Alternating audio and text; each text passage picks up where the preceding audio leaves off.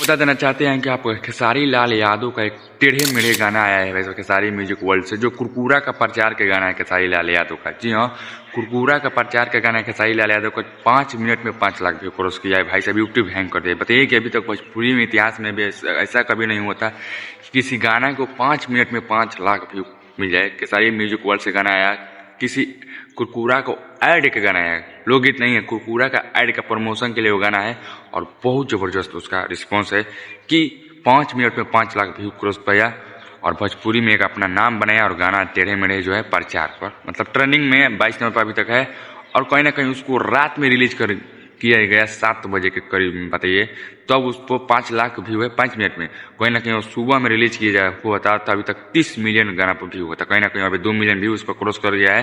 13 घंटे के अंदर 2 मिलियन वो यूट्यूब पर दिखा रहा है। अभी रियल व्यू देखे तो 4-5 मिलियन उस पर क्रॉस कर गया है और यूट्यूब पर मेन दिखाया है तो अभी तक